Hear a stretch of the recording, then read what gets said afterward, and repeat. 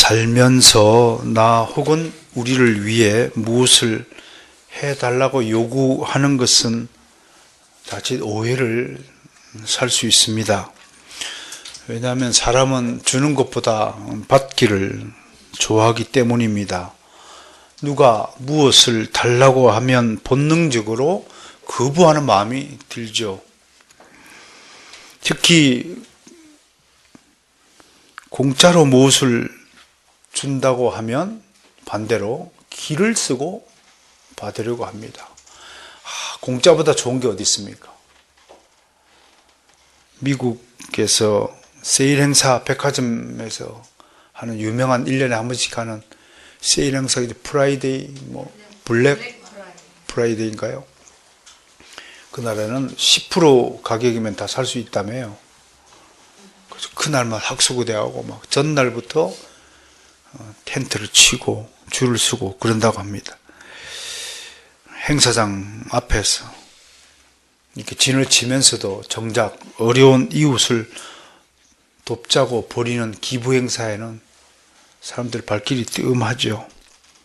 우리나라에 광화문 가면 연말에 그 사랑의 온도계라는 게 있잖아요. 여기 보니까 0점 몇 도가 아래로 떨어졌다. 그만큼 인심이 흉흉하다. 지표를 나타낼 수 있죠. 무정해지고 우리 성경에 있는 대로 말세의 사람들의 특징이 무정하다, 무자비하다, 무심하다.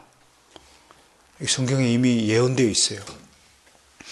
무정하다는 것이 무슨 뜻인가 하면 다른 사람의 일에 관심이 없다 이런 뜻입니다. 어제 20대 청년들이 나와서 20대하고 60대 여러 계층의 사람들이 나와서 대담하는 걸 들었더니 20대들에 대한 새로운 사실을 알게 되어서 또 저도 많이 깨닫기도 했지만 전체적인 느낌은 큰일이다. 굉장히 염려가 되더라고요. 왜냐하면 우리 때 내가 살아가기 위해서 들여지는 비용이라는 게 있어요. 생활 비용, 삶의 비용과 지금의 20대 아이들이 이게 들어가는 비용이 이게 거의 50배 이상 차이가 난대요. 우리 때는 없으면 굶고 데이트를 해도 돈이 없으면 라면 먹고 김밥 사 먹고 그래도 데이트가 됐는데 어제 TV에 나오는 그 아이들은 데이트하면은 무슨 15,000원짜리 식사를 해야 된대요. 머리부터 발끝까지 메이크를 입어야 되는 상태까지 왔어요. 그러니까 우리가 살기 위해서 사용되는 비용과 요즘에 20대 아이들이 살아가기 위해서 드는 비용이 비교가 안 되는 거예요. 그러면서 힘들다, 돈 없다, 미래가 어둡다 그렇게 말을 한다는 거예요. 그러면서 한편으로는 전혀 일을 해본 경험이 없어가지고 삽질은커녕 물건을 손에 들고 옮기는 것조차도 힘에 겨워 하는 거예요. 망했다. 그 생각이 들었어요. 컴퓨터 게임에는 도사 들이면서도 물건 옮기고 일하는 데서는 군뱅이에요. 여러분이 만약에 기업을 하고 회사를 운영하면 그런 청년들을 데리고 일을 쓰고 월급을 줄 수 있겠어요? 저는 자신 없어요. 누가 그런 일꾼을 써요? 일도 못하는데 앉아서 입만 나불거리고 떠들기만 하고 놀기 좋아하고 춤추기 좋아하고 즐기기만 하려고 하는 이 세대들이 무슨 희망을 걸 수 있겠어요? 헌신적이고 모범적이고 우리 그리스도인들은 다른 사람들이 기피하는 일들을 우리가 도맡아서 일을 해야 되잖아요. 화장실 청소 우리가 해야 되잖아요. 길거리 오물 쓰레기 우리가 주워야 되잖아요. 근데 교회마저도 그런 청년이 있을까 생각을 하는 거예요.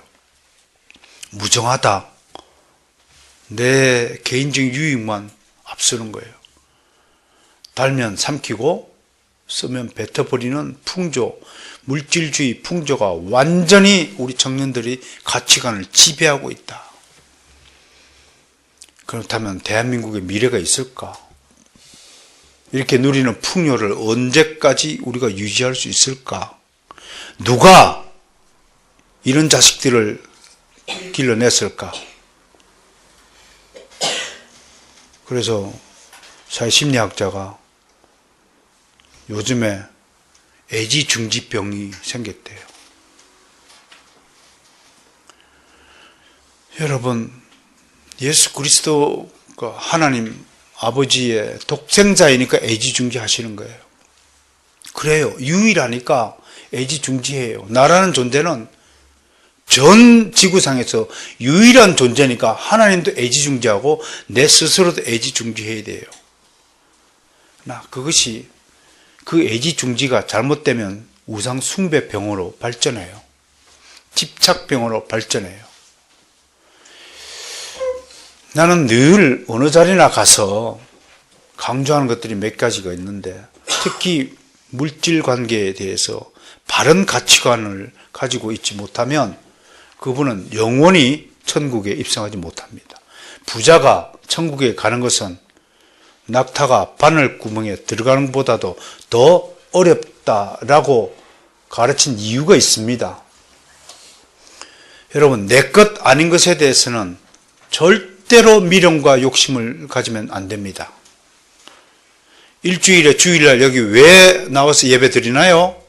이 날은 나의 날이 아닙니다. 이 날을 우리가 주의 날이라고 부릅니다. 그래서 주일이라고 말하는 겁니다. 이 날은 나를 위해서 쓰는 날이 아닙니다. 여러분, 11조에 교회에서 정한 헌금을 왜 내나요? 그것은 내 돈이 아니기 때문에 당연히 포기하는 겁니다. 당연히 하나님께 드리는 겁니다. 월세 내는 것도 마찬가지입니다. 장사하시는 분이 조물주 위에 건물주라고 하듯이요. 우리 그리스도인은 이 월세 부분은 내가 이 사업을 하는 이상 당연히 지불되어야 될 돈입니다. 그 월세가 아깝다고 생각하는 사람은 그게 내 돈 낸다고 생각하기 때문에 아까운 겁니다. 내 돈 아니에요. 원래 드려야 될 비용이에요. 그건 내 것이 아니라는 거예요. 이 확고한 물질관을 가지고 있지 못하면 욕심이 잉태합니다. 그러면 여러분 인생은 불행해집니다. 슬퍼집니다. 왜 기독교인의 삶이 우수하고 특별하고 복된 것인 줄 아십니까? 내 것을, 내 것 아닌 것에 대해서 관심 없습니다. 저는 하나님의 것은 당연히 하나님의 것으로 돌려야 합니다. 그러니 헌금 내는 것을 아깝게 생각한다? 그건 아직도 유치원 생각해서 눈을 뜨지 못한 사람입니다. 내 돈이 아닌 것을 가지고 드리는 것을 아깝게 생각하면 아직도 그건 한참 훈련 받아야 될 사람입니다. 그건 그리스도인이 아닙니다. 물질이 그만큼 중요한 거라서 강조하는 겁니다. 아이들에게도 내 것 아닌 것에 대해서 관심 두지 말라고 어릴 때부터 가르쳐야 됩니다. 도둑질은 말할 것도 없고요. 시간 사용도, 주일은 나의 날이 아니라 하나님의 날이라는 사실을 명확하게 하셔야 됩니다. 이 날에 놀러 간다? 그건 있을 수 없는 것입니다. 그게 얼마나 중대한 범죄인가를 깨닫지 못한다면 그건 헛개비입니다. 그 인생 말할 것도 없어요. 죄송하지만 이러한 확고한 구별의식을 가져야 진짜로 다른 사람을 존중하게 되는 것입니다. 나에겐 나의 몫이 있고 당신에겐 당신의 몫이 있다는 것을 꼭 기억해 주시길 바랍니다. 그래서 우리끼리라도 아무리 세상이 무정하다 할지라도 우리끼리라도 힘을 합쳐서 서로 사랑하는 일에 열심을 다해야 될 것입니다.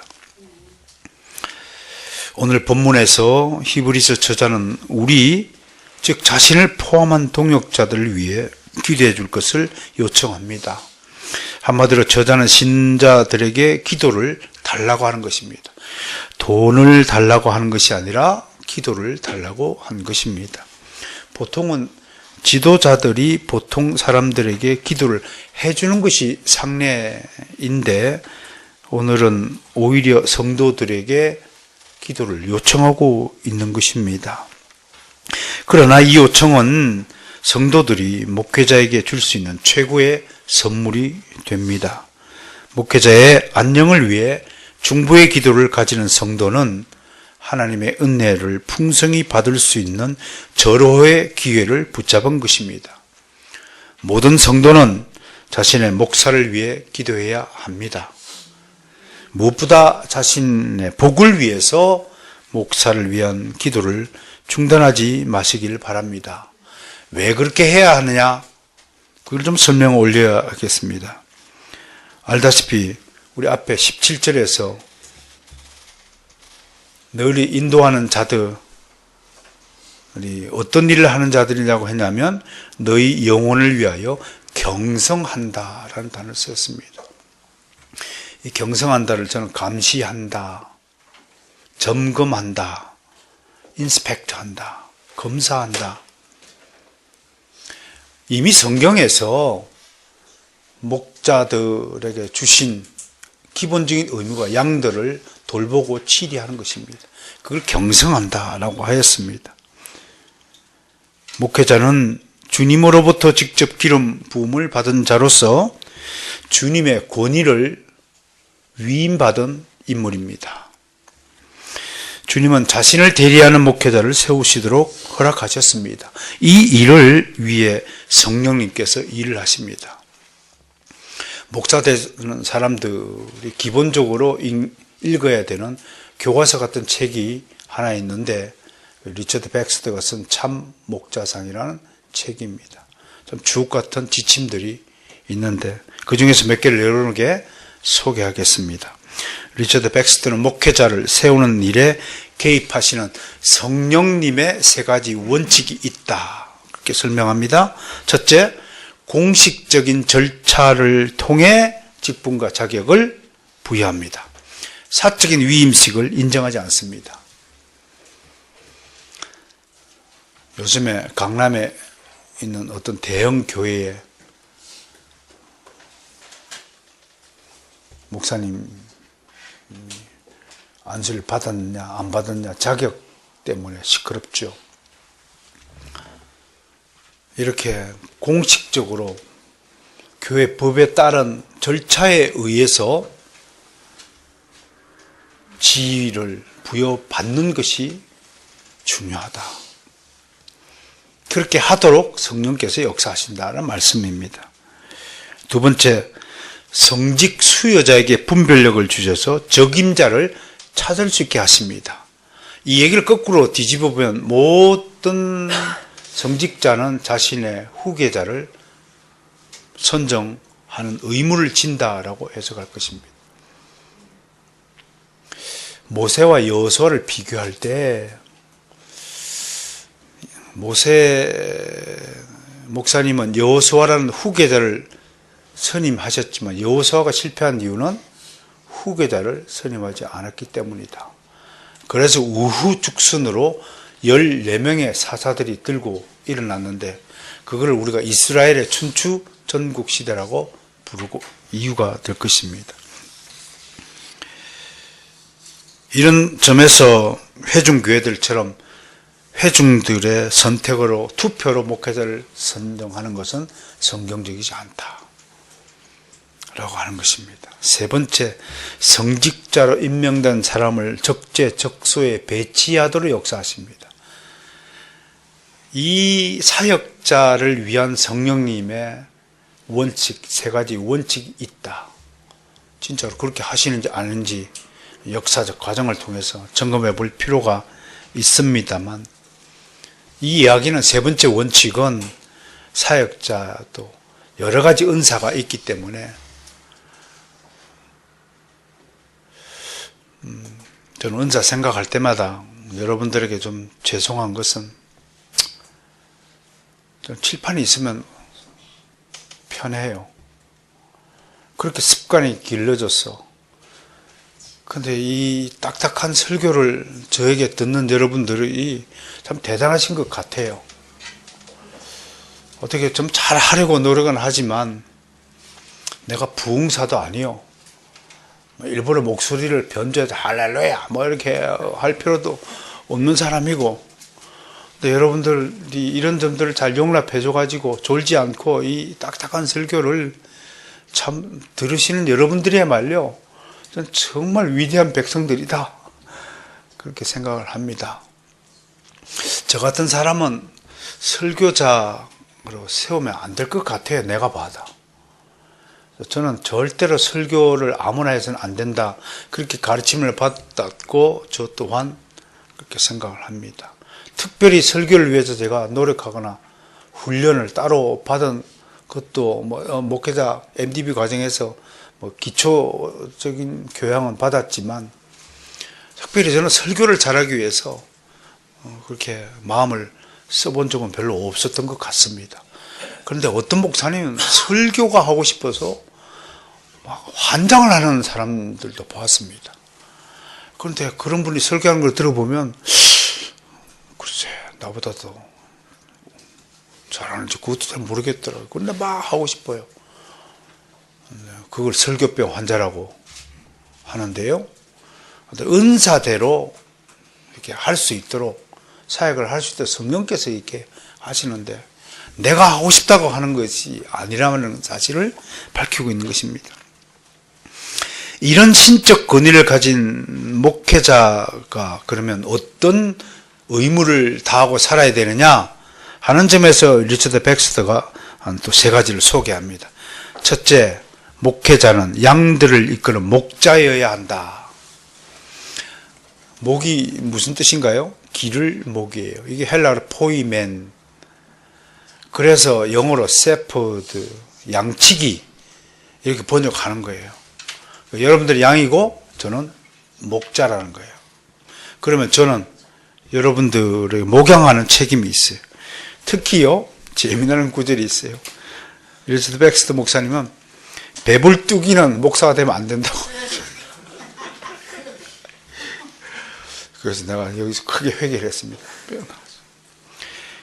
이 배불뚝이는 쾌락과 안위를 추구하는 자다, 그렇게 말했습니다. 버질이라는 사람은 목회자는 노동자에 가깝다, 그렇게 설명합니다. 그러니 목사가 되고 싶어서 되시는 분들은 좀 이상하신 분들이에요. 여러분, 아파트의 공사장에 가고 일하기를 즐거워하는 사람과 같다라고 비유하면 될까요? 목사가 노동자예요. 근데 노동을 하고 싶다, 즐거워하고 싶다는 거하고 똑같은 것이거든요. 그러니까 저처럼 억지로 끌려와서 하면 어쩔 수 없이 순종하고 따라야 되겠지만,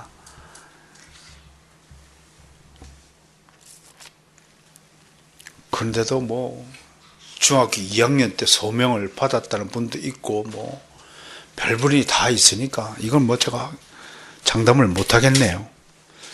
아무튼요, 양떼를 돌보는 일이 결코 쉽지 않다는 것입니다. 무지하고 고집세고 노쇠한 양들은 진짜 이스라엘 목자에 의하면 절대로 한 번에 말을 안 듣는데요. 양들은 가라! 그러면 미동도 안 한대요. 첫 번째 가라. 미동도 안 한대요. 진짜로 양들이 그렇게 고집이 세대요. 한 놈을, 제일 덩치 큰 놈 엉덩이를 지팡이로 딱 쳐야 막 그때야 꿈틀나고 이제 움직이는데, 뒷무리는 그래도 안 간대요. 그래도 안 간대요. 그러면 막 지팡이를 엉덩이를 두들겨 패야 그때서야 막 움직인대요. 그만큼 말 안 듣는데요. 특히 밥을 안 주잖아요. 밥을 안 주면 들판에는 이게 돌멩이들을 이렇게 모아서 임시 거주지가 있잖아요. 그러면 이 머리로 돌담을 허면 돼요. 막 성질 난다고 막 목살을 뒤받는 거예요. 목살을 막 들이받는 거예요. 이게 양들이라니까 이 목양이 쉽은 게 아니다. 두 번째, 목회자는 죄인들을 천국으로 이끄는 안내자가 되어야 한다. 그렇죠. 여러분 앞에 서 있는 제가 여러분들을 지옥으로 끌고 가고, 여기 나와가지고 뭐 돈 버는 법을 가르치고, 뭐, 세상을 즐기는 법을 가르치는 목자라면 나는 싹군 목자고 가짜 목자 같죠.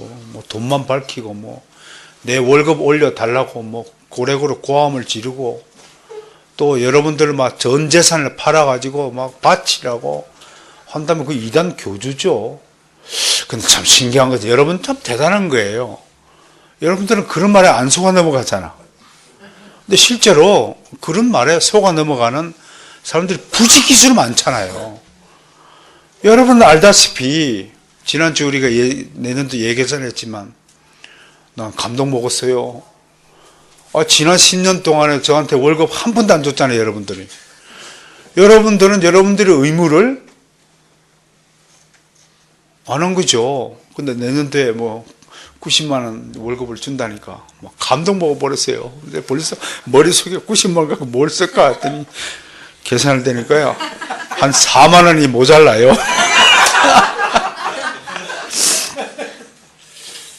내가 그렇게 기쁘게 할 수 있는 것은 저는 교회와 여러분들을 정말 사랑하고 있고 사랑하고 싶습니다. 돈보다도 더 중요한 것은 난 여러분들이 잘 되는 것을 그 꼴을 보는 겁니다. 여러분들의 얼굴에 수심이 다 걷어지고 여러분들이 몸에 안고 있는 모든 질병이 깨끗이 나아지고 여러분들의 인간관계 갈등 구조가 다 사라지고 정말 교회를 즐거운 마음으로 오는 여러분들을 보는 것, 그것만으로도 정말 저는 배부르거든요. 그러니까 조그만 소망이 하나 있다면 제가 책을 다 썼다고 할 때는 굳이 제가 말을 하지 않더라도 조금씩 십시일반으로 도와줄 때 그럴 때가 정말 행복하거든요. 그래서 감동 먹었어요. 내년부터 저도 이제 세무제 신고를 하겠습니다. 어떻든 천국으로 인도하는 안내자여야 한다. 세 번째, 목회자는 그리스도에게 소속된 군대의 지휘관이다. 그렇게 설명을 하네요. 에베소서 6장 12절에서 통치자들과 권세들과 하늘에 있는 악의 영들의 역사가 교회를 괴롭히잖아요. 그러면 누가 제일 일선에 나서 싸워야 될까요? 목회자가 나서서 양들을 보호해야 돼요. 양들을 먹이려고 하는 늑대들을 보호해야 돼요. 근데 가장 최악질적인 목회자가 누군가요? 성도들을 데리고 사단에게 백기투항하는 목회자가 있다면 정말 악질적인 것이죠. 그게 제 소원입니다. 따라서 합시다. 잘 믿고, 잘 살고, 잘 죽자. 죽는 것도 잘해야 됩니다. 자, 이 모든 일을 목회자는 자원하는 마음으로 기쁨으로 행하고 인내하며 감당해야 한다. 뭐 당연한 얘기죠. 어떤 보상도 없이 오직 하나님의 영광을 위하여 수고하고 헌신해야 한다. 리처드 백스터가 계속 그렇게 강조하면서 마지막에 결론을 이렇게 내리고 있더라고요. 이 세상에서 그럼에도 가장 명예로운 자가 목회자다. 이 명예를 위해서 하나님은 두 가지 특권을 주셨다. 하나는 하나님에 대한 특별한 지식들을 제공받는다. 성령님으로부터. 그래서 깨닫는 바가 좀 남다른 것 같아요. 공부할 때마다 하나님이 무한히 부어주신 것 같고. 두 번째, 교회로부터 생활비 일체를 제공받는 특권을 누리도록 했다. 그러니까 여러분들 우리 의무예요. 우리 조직교회 되면 전 성도가 선서하는 게 있죠. 선서. 나는 앞으로 평생 동안 우리 담임 목사님의 생계비를 전적으로 책임질 것을 선언합니다. 그게 성도의 의무니까요. 많이 좀 보세요.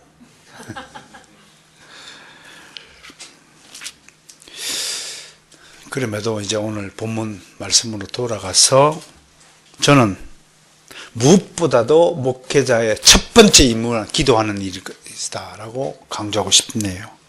이것을 목회적 기도라고 하는 것입니다. 이것이야말로 하나님으로 하여금 자신의 양들을 안전하게 지키게 하는 계기가 된다. 모든 목회자는 자신에게 맡기신 양들을 먹이고 지키고 기르는 일에 최선을 다해야 한다. 그러니까 만약 양들에게 무슨 일이 일어나면 1차적으로 누구에게 책임이 있냐면 목자에게 책임이 있다는 것을 명백히 선언합니다. 그래서 여러분들의 안전을 위해서 한 사람 한 사람 이름 놓고 기도하는 거예요. 이게 교회 나오는 길이요, 여러분 눈에 안 보이니까 쉬운 것 같죠? 영적인 눈을 뜨고 보면요, 여러분 집에서 교회까지 오는 길에 여러분 일개 사단을 사탄이가 배치해 두었다는 것을 기억하고 오셔야 됩니다.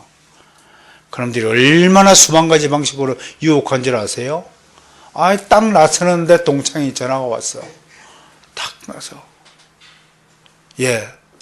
오, 웬일이니? 우리 18년 만이다, 밥 한 끼 먹자. 다 이런 방식으로. 기억하세요. 여러분이 집에서 교회 오는 길에 여러분 앞에 귀신들, 일개 사단이 포진하고 있다는 사실을 기억하셔야 돼요. 쉬운 길이 아니에요. 기도하면서 오셔야 돼요. 찬양하며 오셔야 돼요. 감사하면서 오셔야 돼요. 나의 길을 그 누가 막을 서냐? 굳세게 오셔야 돼요. 오늘 히브리서는 이 기도를 하라고 성도들이 권면합니다. 이러한 기도 요청은 자신을 위한 일이 아니라 기도함으로써 성도들이 얻는 유익을 제공하기 위함이라고 하는 것입니다. 특히 우리가 일부에서 히브리서의 저자를 사도 바울로 보는 근거가 바로 기도 요청에 있습니다. 바울은 자신의 편지 곳곳에서 이런 기도 요청을 하고 있습니다. 그게 나를 위해서 여러분들이 기도해달라고 요청하는 것은 한마디로 나를 위해서가 아니라 여러분 자신을 위해서, 여러분들이 목회자를 기도할 때 하나님이 여러분들을 돕는다 하는 것이 성경적이라고 하는 것입니다. 믿으시면 아멘 하세요. 저를 위해서 기도하세요. 그러면 그 기도에 대한 복이 여러분에게 다시 돌아간다, 이런 얘기라고 하는 것입니다. 특히요, 목사를 위해서 기도해야 될 이유 중에 하나가 여러분 속에 있는 목회자에 대한 의심을 거두는 첩경이기 때문에 그렇습니다. 사람은 기도하지 않으면 의심이라는 귀신이 탁 들어오거든, 침범하거든. 요 의심의 귀신 군사를 내쫓는 유일한 무기가 뭐냐면 기도하는 거예요. 말씀으로 귀신을 물러가라. 내 앞에서 사라지거라. 사탄아, 내 뒤로 물러가라.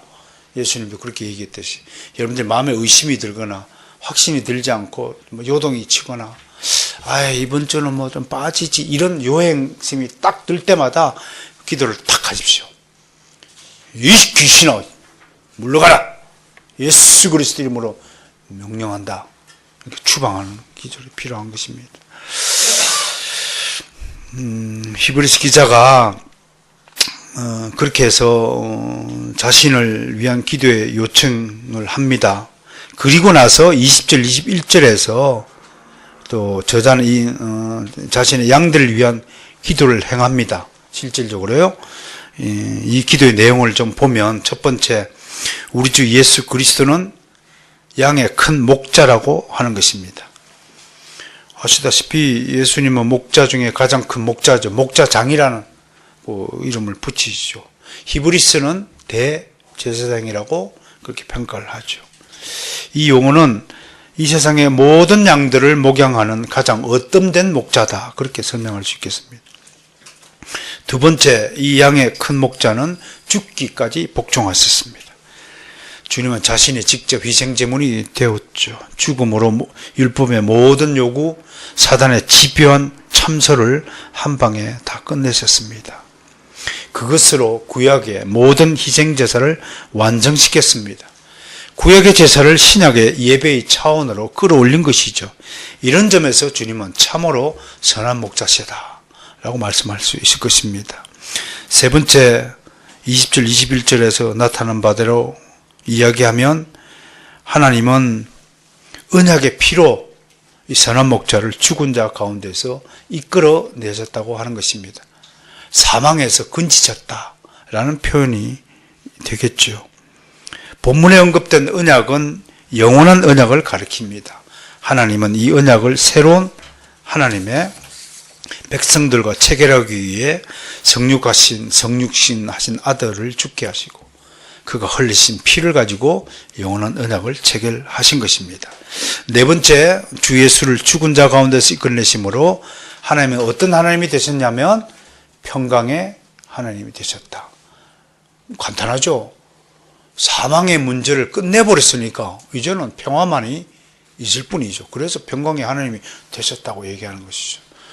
이런 얘기예요. 난 이 구절을 읽으면서 이렇게 기도했어요. 실제로 만약에 우리 여기에 있는 여러분 모두가 평강하다면, 모든 문제가 다 해소가 됐다면 나는 내 마음이 어떨까? 너무 평강할 것 같아요. 그걸 말하는 거예요. 죽은 자 가운데에서 이끌어내신 하나님이 어떤 하나님이 되셨다고요? 평강의 하나님. 여러분의 가진 모든 문제가 다 해결됐어요. 이것을 전에 들은 목자보다 행복한 목자가 어디 있을까요? 그런 재단 목사를 만들어 주시기를 간곡히 부탁드립니다. 잘 살아야 되겠죠, 여러분? 저를 위해서라도 좀 잘 살아 주시기를 바랍니다.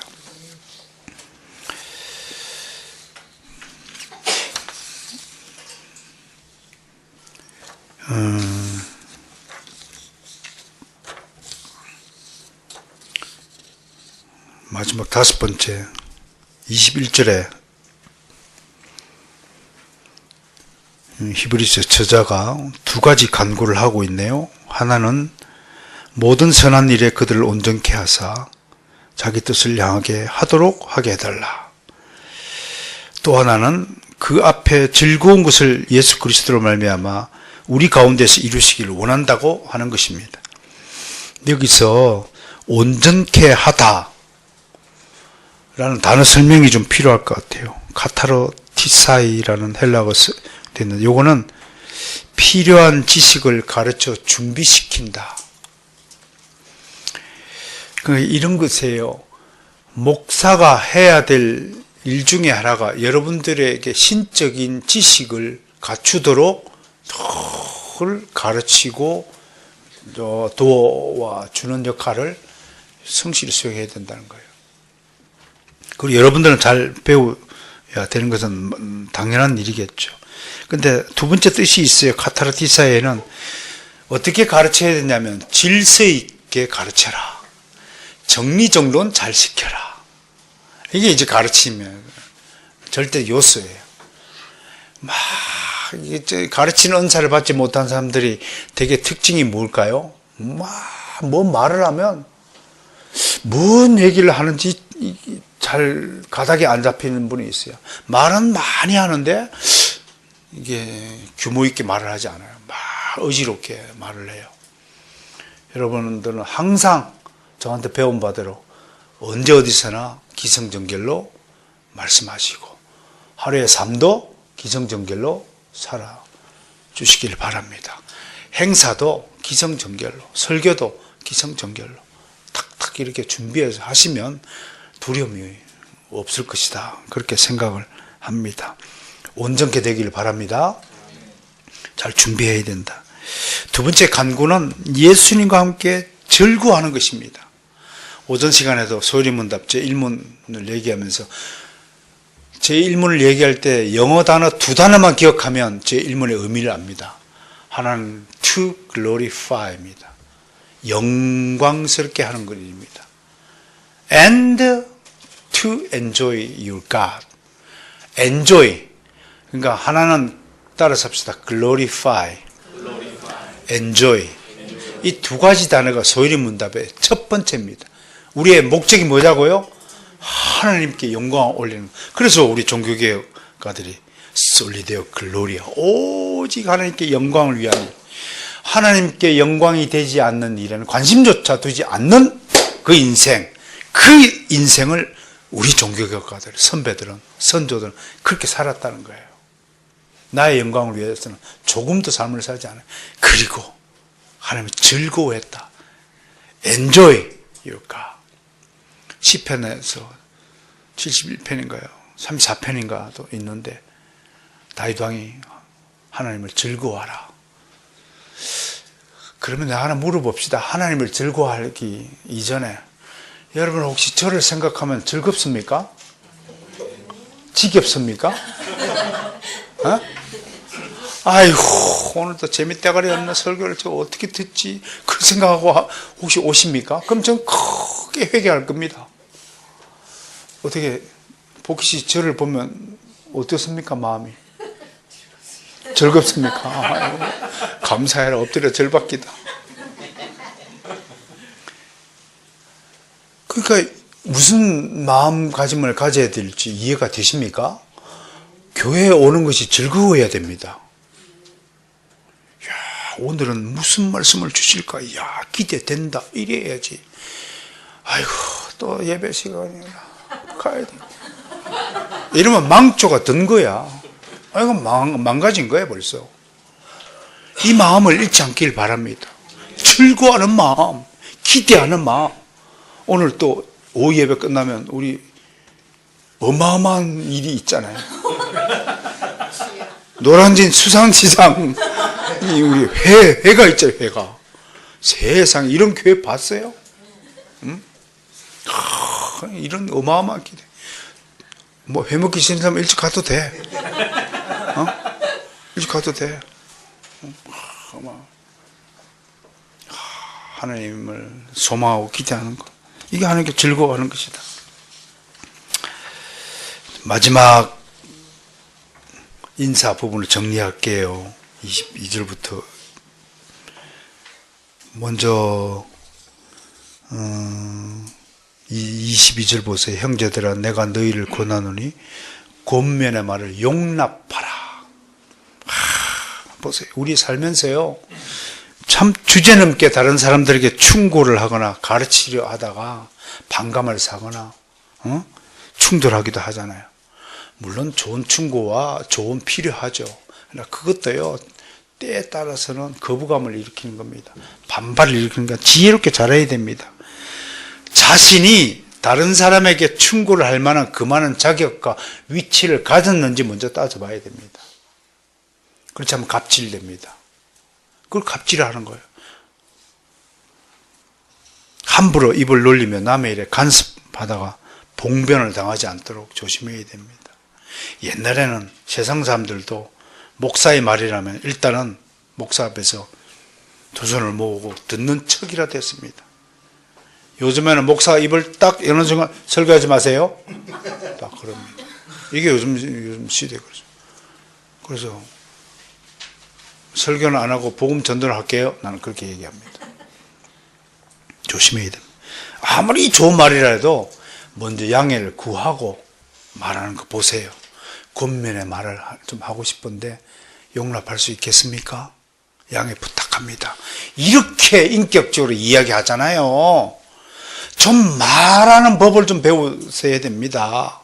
무식하게 좀 말 좀 하지 말고 명령하지 말고 제발 명령하지 말고 이렇게 좀 하면 안 되겠니? 이렇게 좀 같이 좀 도와주겠니? 이렇게 권면해야지. 권하는 말을 해야지. 여러분 양해를 구하는 권면의 말을 연습하시기를 축원합니다. 그 다음에 디모데의 사정을 독자들에게 알리고 있네요. 아마 히브리스 저자가 바울이라면 이때쯤 디모데는 바울의 아들로서 모든 초대교회 성도들에게 잘 알려졌을 것입니다. 그리고 바울의 뒤를 이을 중요한 인물로 각인되었을 것입니다. 만약 히브리서 저자가 바울이라면 바울은 자신의 후계자를 모든 교회에 공식적으로 알리고 있는 일이다. 이게 중요하다. 여러분 디모데 후서가 바울이 쓴 마지막 편지잖아요. 저는 디모데 후서를 읽을 때마다 나도 죽기 전에 이런 고백을 해야 되겠다. 내가 전제와 같이 주님 앞에 다 쏟아 부은 바 되었고 나의 선한 싸움을 마치고 달려가 길을 마치고 믿음을 굳게 지켜노라. 그런 고백을 하며 죽길 원합니다. 그때까지 저와 같이 신앙생활 하실런지요? 감사합니다. 감사합니다. 제 죽는 꼴을 기어이 보고야 말겠다는 여러분에게 도움을 진 고백을 기억을 하고 살겠습니다. 이런 것들 나만 중요한 게 아니라 나의 일을 후계자에게 부탁하는 거예요.